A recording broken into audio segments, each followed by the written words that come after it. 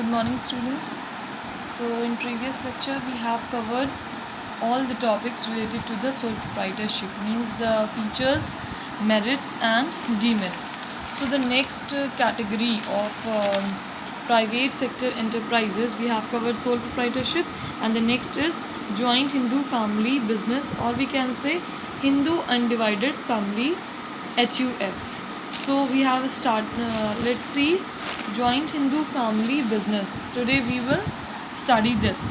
तो joint Hindu family business को Hindu undivided family भी कहते हैं, HUF. ज़्यादातर इस बिज़नेस को हिंदू अनडिवाइडेड फैमिली के नाम से ही जाना जाता है.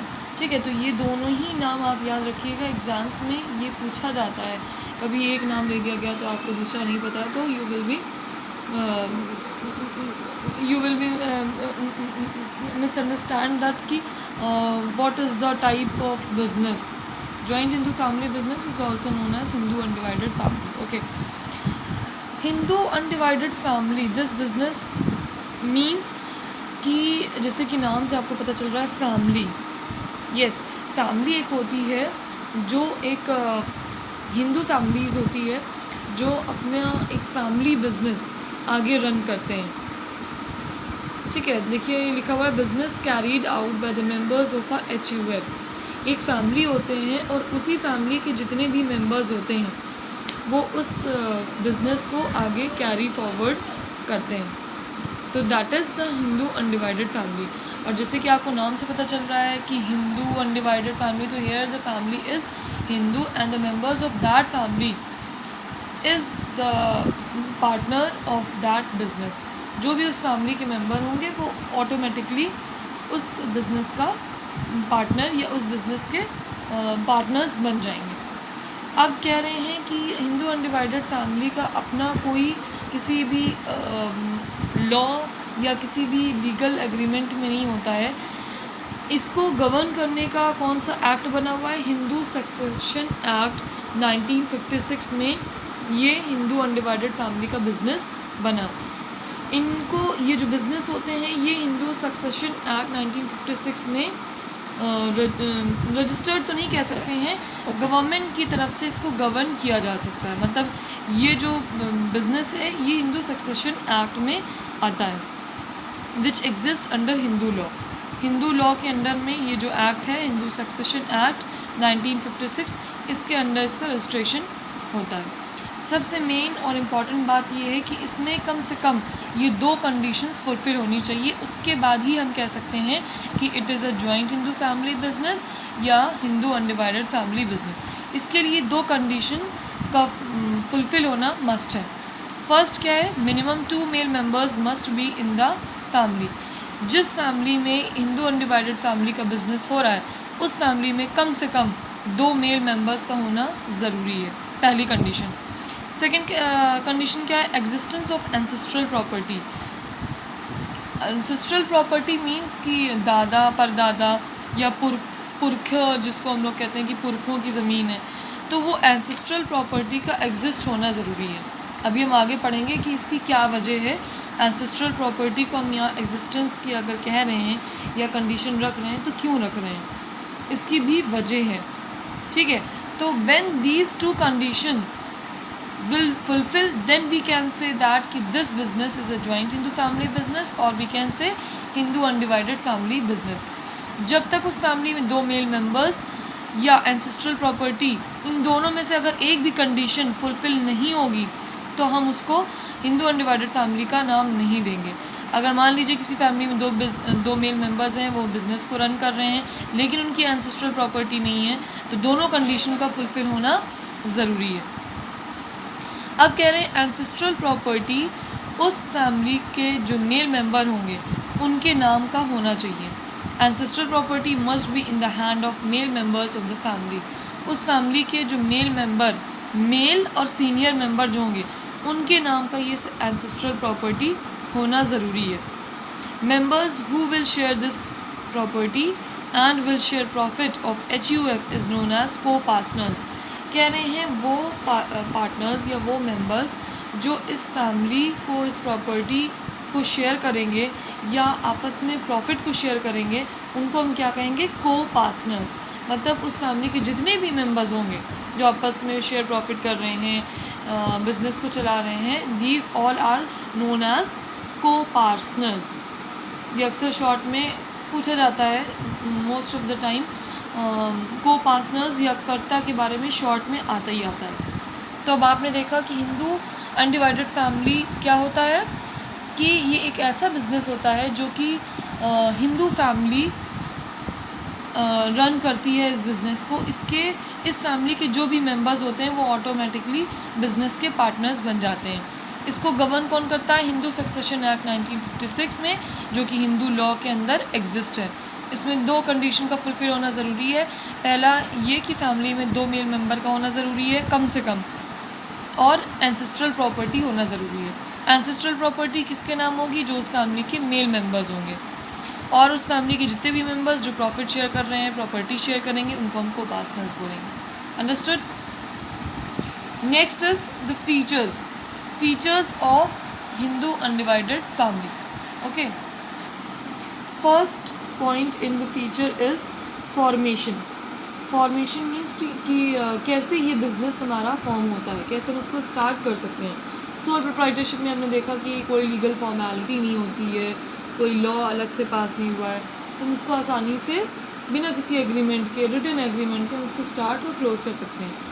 यहाँ पर फॉर्मेशन कैसे फॉर्म हो सकता है, ये बिज़नेस को हम कैसे बनाते हैं?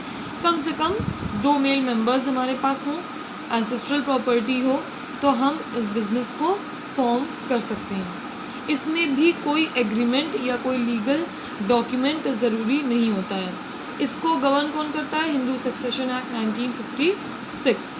Membership is by birth. कह रहे हैं इस फैमिली में जैसे ही कोई न्यू मतलब बेबी आता है, चाहे वो मेल हो चाहे फीमेल हो, ऑटोमेटिकली वो उस बिज़नेस का पार्टनर बन जाता है बाय बर्थ। ठीक है, तो फॉर्मेशन कैसे होता है? बहुत ईजी फॉर्मेशन है। इसको फॉर्म करने के लिए, इस बिज़नेस को बनाने के लिए कम से कम 2 मेल मेंबर्स हो, एंसेस्ट्रल प्रॉपर्टी हो, तो हम इस बिज़नेस को स्टार्ट कर सकते हैं। इसमें भी कोई लीगल एग्रीमेंट, कोई लीगल फॉर्मेलिटीज़ नहीं होती हैं। इस बिज़नेस को गवर्न कौन करता है? हिंदू सक्सेशन एक्ट 1956 में। और यहाँ पर ओनरशिप या कहें मेंबरशिप कैसे मिलती है? ओनरशिप नहीं, मेंबरशिप कैसे मिलती है? By birth. जैसे ही किसी का वहाँ उस फैमिली में बर्थ हुआ, तो बाय बर्थ वो उस फैमिली का जो भी बिज़नेस है उस बिज़नेस में मेंबर बन जाएगा। ठीक। Second is saying liability. वहाँ हमने देखा था सोल प्रोप्राइटरशिप में उसकी कैसी लाइबिलिटी थी? अनलिमिटेड। मीन्स कि अगर उसको खुद की ओन प्रॉपर्टी भी सेल करना पड़े असेट्स को या डेट्स को चुकाने के लिए, तो वो अपने प्रॉपर्टी को सोल्ड आउट करेगा। यहाँ पर लाइबिलिटी कह रहे हैं 2 अलग अलग लोगों के लिए अलग अलग है। कर्ता के लिए अनलिमिटेड लाइबिलिटी होती है, और अदर मेंबर्स जो उस फैमिली के या उस बिज़नेस के जितने अलग मेंबर्स पार्टनर्स होते हैं, उन लोगों के लिए लाइबिलिटी लिमिटेड होती है। अब आप कहेंगे कर्ता कौन होते हैं? अभी आगे भी हम पढ़ेंगे, अभी भी हम बता दे रहे हैं। कर्ता is that person who will handle, who will manage, who will control all the business, and he is the senior most of that family. उस फैमिली का जो सीनियर मोस्ट मेल मेंबर होगा, याद रखिएगा, सीनियर मोस्ट मेल मेंबर, वो कर्ता कहलाएगा। ठीक है, कर्ता कहलाएगा, वही पूरे बिजनेस को मैनेज करेगा, पूरे बिजनेस को कंट्रोल करेगा, सारे डिसीजन वही लेगा, सब कंट्रोल वही करेगा, पावर्स राइट्स सब उसी के हाथ में होंगे, उसको हम कहेंगे कर्ता। जब कंट्रोल वही कर रहा है, मैनेज वही कर रहा है, सारी जिम्मेदारी उसकी है, डिसीजन मेकिंग कर रहा है, पावर है, राइट्स हैं, सब कुछ वही है, तो ऐसे में उसके ऊपर ज़्यादा जिम्मेदारी हो गई, responsibilities related to the business ज़्यादा हो गई। तो ऐसे में कर्ता की लायबिलिटी कैसे हो जाती है? अनलिमिटेड। जैसे आपने देखा है कि मिनिस्टर्स ऐसे ही तो नहीं बन जाते हैं, वोटिंग होती है, मिनिस्टर्स बनते हैं। अब जब मिनिस्टर बन गए हैं, उनको कुर्सी मिल गई है मिनिस्टर की, तो उनके ऊपर वर्कलोड भी ज़्यादा होता है। सेम विद द कर्ता। कर्ता को देखने के लिए तो बहुत आसान होता है कि सारे राइट्स इनके पास हैं, सारे पावर्स इनके पास हैं, फैमिली बिजनेस से रिलेटेड जो भी चाहेंगे डिसीजन ले सकते हैं। तो इसके साथ साथ इनकी लायबिलिटी भी देखी जाए तो अनलिमिटेड होती है। तो इसीलिए यहाँ पर जो हमने एंसेस्ट्रल प्रॉपर्टी कहा था, एंसेस्ट्रल प्रॉपर्टी का मेल मेंबर के नाम पे होना बहुत ज़रूरी है। क्यों? क्योंकि इन केस कभी भी अगर लॉस आए तो हम एंसेस्ट्रल प्रॉपर्टी को ही बेचकर उस डेट्स को चुकाते हैं। वहाँ पर जब हमने देखा था अनलिमिटेड लायबिलिटी सोल ट्रेडर की, तो वो अपनी खुद की प्रॉपर्टी बेचेगा। यहाँ पर कर्ता की लायबिलिटी कैसी है? अनलिमिटेड, और बाकी मेंबर्स जो उस फैमिली के अदर मेंबर्स रहेंगे उनकी लायबिलिटी कैसी होगी? लिमिटेड। तो यहाँ पर अगर हैवी लॉस या हैवी डेब्ट्स आते हैं तो कर्ता उनको कैसे बियर करेगा? जो एंसेस्ट्रल प्रॉपर्टी होगी, जो पुरखों की ज़मीन या प्रॉपर्टी होगी, उनको बेचकर वो सारे डेट्स को पूरा करेगा। तो ऐसे में एंसेस्ट्रल प्रॉपर्टी अगर नहीं होगी तो कैसे डेट्स चुकाए जाएंगे? इसीलिए यहाँ पर हमने कहा था कि जो दूसरी कंडीशन थी कि एंसेस्ट्रल प्रॉपर्टी का होना ज़रूरी है, इसीलिए ज़रूरी है। एक पहली बात तो एंसेस्ट्रल प्रॉपर्टी का होना ज़रूरी है, दूसरी बात ये कि एंसेस्ट्रल प्रॉपर्टी का कर्ता के नाम पे होना ज़रूरी है। वरना अगर प्रॉपर्टी कर्ता के नाम पे नहीं होगी तो वो कैसे बेच पाएगा उस प्रॉपर्टी को? बात समझ पा रहे हैं कि भाई आज के टाइम पे अगर हमको घर बेचना है तो वो घर मेरे नाम पे होना भी तो चाहिए। सेम विद द कर्ता क्योंकि male senior most male member है, सारे डिसीजन ले रहा है, सब कंट्रोल कर रहा है, तो उनकी लायबिलिटी कैसी है? अनलिमिटेड। और बाकी लोगों की मेंबर्स की कैसी है? Liability limited. तो जब एंसेस्ट्रल प्रॉपर्टी कर्ता के नाम पे होगी तभी तो वो बेच पाएगा और सारे डेट्स को चुका पाएगा। ठीक है। Third one is saying control. जैसे हमने आपको बताया कि पूरी तरीके से बिजनेस पे कंट्रोल किसका होता है? कर्ता का होता है। अब देखिए यहाँ लिखा है business is managed and controlled by senior most member of the family known as कर्ता। वही जो भी हमने आपको बताया कि पूरे बिजनेस को कंट्रोल और मैनेज कौन करता है? उस फैमिली का जो भी सीनियर मोस्ट मेल मेंबर होगा। याद रखिएगा, सीनियर मोस्ट मेल मेंबर। यहाँ पर एक वर्ड मिस हो गया है, senior most male member of the family, वो कर्ता कहलाएगा। कर्ता ही होता है जो उस बिज़नेस से रिलेटेड सारे डिसीजंस को लेगा, सारे राइट्स उसी के पास हैं, कंट्रोल पूरे बिज़नेस पे उसी का होता है, सब कुछ कौन करता है? कर्ता। तो पूरी तरीके से कंट्रोल किसका होता है? कर्ता का होता है। Next is minor members. Minor means, जैसे कि आप जानते हैं, minor members means that members which is below the 18 years. अब यहाँ कह रहे हैं माइनर मेंबर्स के लिए क्या जो है रूल्स हैं। In this business a child becomes a member by birth. एक बच्चा जो उस फैमिली में कोई भी होगा, चाहे फीमेल हो चाहे मेल हो, वो बाय बर्थ उस बिज़नेस का मेंबर ऑटोमेटिकली बन जाता है जैसे ही उसका बर्थ उस फैमिली में होगा। ठीक है। So there is no restriction for minor to become a member. Minor members के लिए ऐसे कोई भी रिस्ट्रिक्शन इस बिज़नेस ने नहीं लगाए हैं। क्यों? क्योंकि बाई बर्थ जैसे ही उसका बर्थ उस फैमिली में होगा वो वैसे ही ऑटोमेटिकली मेंबर बन जाएगा। मेंबरशिप के लिए अलग से कोई या वो कुछ करने की ज़रूरत नहीं है। ठीक है। तो ये थे हमारे फीचर्स। एक और है, लेट्स सी। आपकी बुक में जो हमारे फीचर्स दिए हुए हैं वो 4th पॉइंट तक ही दिए हुए हैं। इसको कॉन्टीन्यूटी हमने अलग से निकाला हुआ है, इसको देखते हैं। The last feature of Hindu undivided family is continuity. Continuity means the continuous process. कह रहे हैं HUF का जो बिज़नेस है वो कंटिन्यू रहता है even after the death and the insolvency of कर्ता अगर डेथ भी हो जाए या इंसॉल्वेंट भी हो जाए वो कर्ता, तो भी लॉन्ग रन में हमारा HUF जो बिज़नेस है वो कंटिन्यू रहता है। क्यों?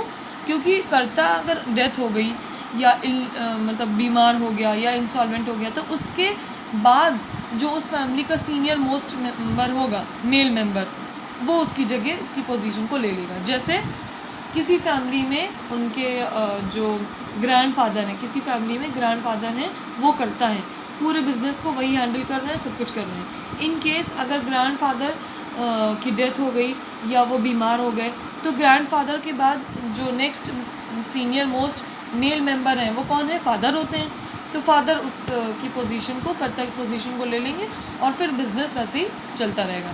तो इसीलिए HUF में कॉन्टीन्यूटी बनी रहती है। देखिए लिखा है HUF continues even after the death insolvency of the karta as the next eldest member takes the place of कर्ता।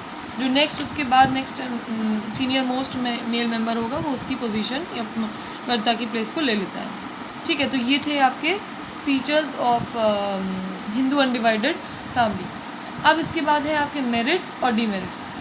ध्यान में रहे बात, आपकी बुक में, पूनम गांधी की जो बुक है उसमें आपको HUF के मेरिट्स या डीमेरिट्स नहीं मिलेंगे। ठीक है, पूनम गांधी की अगर न्यू एडिशन की भी बुक है तो भी उसमें आपको मेरिट्स या डीमेरिट्स नहीं मिलेंगे। ये मेरिट्स और डीमेरिट्स हमने आपके लिए निकाले हुए हैं क्योंकि अक्सर एग्ज़ाम में पूछा जा सकता है। तो अगर पूछा जाए तो हमने आपको जैसे बताया हुआ है कि अगर आप फीचर्स अच्छे से पढ़े हुए हैं तो you can write the merits and the demerits by yourself. लेकिन for your learning, for your notes making, I am giving the merits and the demerits of HUF। ठीक है, अगर फीचर्स को आप देखें तो इसी में लिख सकते हैं फॉर्मेशन बहुत आसानी होता है, कोई एग्रीमेंट नहीं होता है, कोई लॉ नहीं होता है, तो ये इजी फॉर्मेशन वाला आपका मेरिट्स में जा सकता है। लाइबिलिटी का हाफ पोर्शन आपका मेरिट में जाएगा, हाफ पोर्शन डीमेरिट में। कर्ता की जो लाइबिलिटी होती है वो अनलिमिटेड होती है, तो ये पॉइंट आपका डीमेरिट में जा सकता है। अदर मेंबर्स की लाइबिलिटी लिमिटेड होती है, तो ये मेरिट्स में जा सकता है। कंट्रोल पूरी तरीके से कर्ता का होता है। ठीक है, और माइनर तो कहने का मतलब, या कॉन्टीन्यूटी वाला पोर्शन अगर हम देखें कि कर्ता की डेथ के बाद या इंसॉल्वेंसी के बाद भी बिजनेस इसमें कंटिन्यू रहता है, तो ये पॉइंट आपका एडवांटेजेस में रहेगा। तो इसी तरह से आप फीचर्स से मेरिट्स या डीमेरिट्स निकाल सकते हैं, लेकिन हमने आपके लिए कुछ पॉइंट्स निकाले हुए हैं। तो let's see the merits of HUF। The first is easy to start, वही फॉर्मेशन वाला पॉइंट जो हमने आपको बताया कि कोई भी लीगल फॉर्मेलिटी इसमें नहीं होती है, इसमें रजिस्ट्रेशन की ज़रूरत नहीं होती है, कोई एग्रीमेंट लीगल फॉर्मेलिटी या एग्रीमेंट नहीं होता है, तो इसको हम बहुत आसानी से स्टार्ट कर सकते हैं। No legal formalities are required like registration etcetera, no agreement is there. कोई लीगल फॉर्मेलिटी नहीं है, कोई रजिस्ट्रेशन नहीं है, कोई एग्रीमेंट नहीं होना है, तो इस वजह से it is easy to start. Next is effective control and prompt decision making.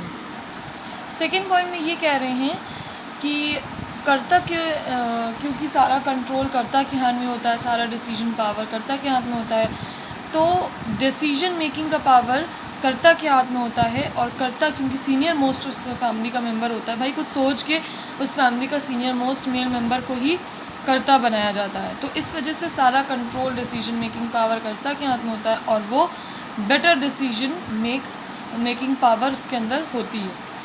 हाँ, ये हो सकता है कि भाई एक फैमिली के अलग अलग मेंबर्स होते हैं तो कॉन्फ्लिक्ट्स हो सकता है कि वो कहें कि नहीं हमने जो डिसीजन दिया, हमने जो एडवाइस दिया उसको, लेकिन इन सारी चीज़ों को, इन सारे कॉन्फ्लिक्ट्स को रिमूव करने के कौन करता है? कर्ता। और उसके बाद करेक्ट डिसीजन कौन लेता है?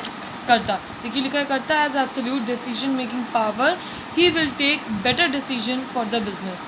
कर्ता के अंदर एक डिसीजन वो भी इफ़ेक्टिव डिसीजन मेकिंग पावर होती है, इसीलिए वो बिज़नेस से रिलेटेड जितनी भी डिसीजंस होती हैं, बेटर डिसीजन वो कर्ता लेता है। There is a chance of conflicts between the members but karta will remove all the conflicts and take correct decision. ये हो सकता है कि फैमिली में रहने के बाद आपस में मेंबर्स के बीच या फैमिली मेंबर्स के बीच आपस में कॉन्फ्लिक्ट्स हों, लेकिन इसके बाद कर्ता इन सारी चीज़ों को रिमूव करते हुए करेक्ट डिसीजन पावर क्योंकि उसके अंदर होती है, तो correct decision, better decision related to the business वो लेता है।